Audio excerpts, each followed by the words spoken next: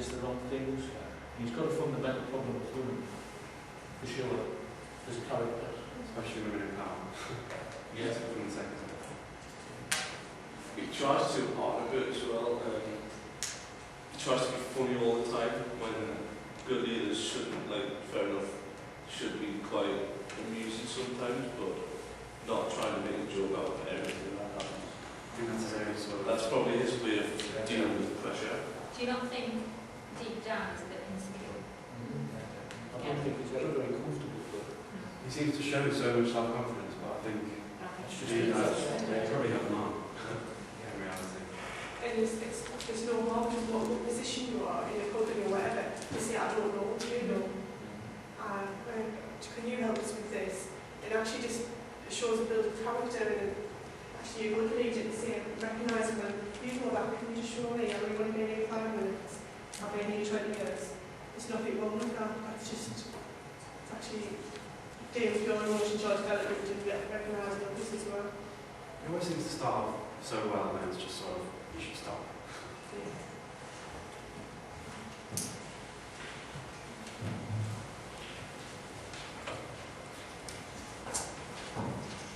So we've got some aspects of a manager versus a leader. So I don't know if you picked up on whether you think David Brent is a manager or a leader based on those. Or either. It's just what we've mentioned just throughout our discussion. A leader inspires and trusts and focuses on people. He focuses on himself. The developing individuals, he didn't do any of that.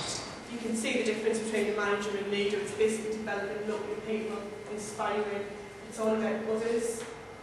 The manager just sort of is about yourself, really, and how you develop and how you grow.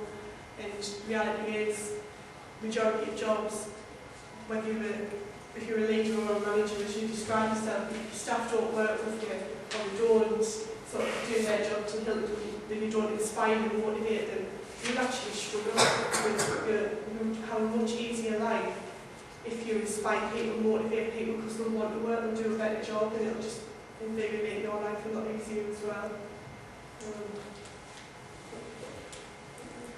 I mean, you can improve your emotional intelligence, and it's important to realise that you're not the way you are for the rest of your life. I mean, we've put some things down here. You have to observe how people react. You have to look at the work environment. Basically giving others a chance. I mean, again, there's a lot of things that everybody could do. I'll focus on doing self-evaluation in a minute. Examine how you react.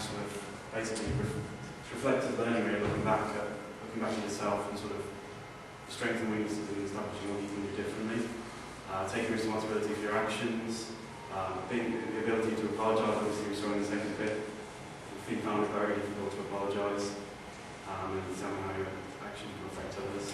This is something you can do once you've finished, basically just to look to improve your emotional intelligence. No one has perfect emotional intelligence, and it can always be improved. So you just list your strengths and weaknesses, areas to improve, so you can establish how you get better, really. This is just sort of linking on from the learning styles that we completed in the past. And basically, when you learn and develop, you take feedback from others, and you're more self-aware of your emotions. And also, if you know how you develop and how you learn, you can actually become more stronger and capable of actually doing your own job or whatever you wanted to do there. And you'll also be known as a leader rather than just a manager. So focus on your own development and your own emotions to know you do that. I've got emotional intelligence scores now. I'm going to hand them out. These are what you actually completed and analysed and looked at the results. I don't know if you've ever done it in the past. What you'll see is the total score at the top, and then individual scores which are broken up from the total score. And it's the areas what we've just been looking at, so it'll give you a score of where you're sort of stronger or lower in the other areas. What I would say though is if you are going to do this for real, which you have done, normally you'll get somebody else to mark the questionnaire on your behalf. So for example, Katie's done her question, you would then find somebody who knows you really well and get them to complete the questionnaire on your behalf. and then you would discuss it. Because the scores in here are really not sort of true scores unless you find somebody who knows you quite well. That's actually called consensual validity, if you ever do it in the future. It's actually good for development, for your own objectives, to think, well, somebody else's point of view and discuss it. They might come up with the same stuff, but they may actually not, and it's actually quite interesting because what you perceive yourself to be is sometimes not what you actually are in other people's eyes. So just have these. I think to some extent it's quite difficult to answer honestly every question as well. These scores are like to be sort of inflated, or they should be much better valid by someone else.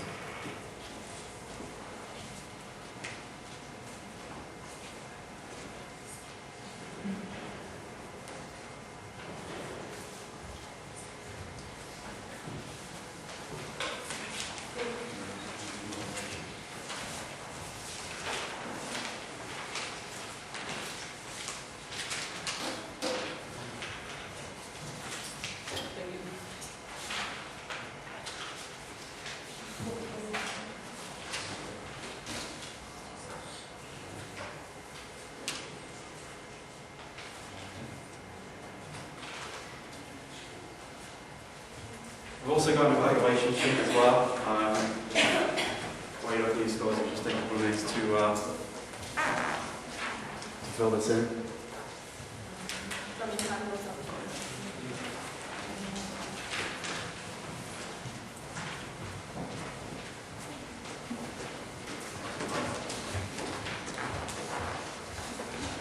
We appreciate your honest feedback. These are our aims.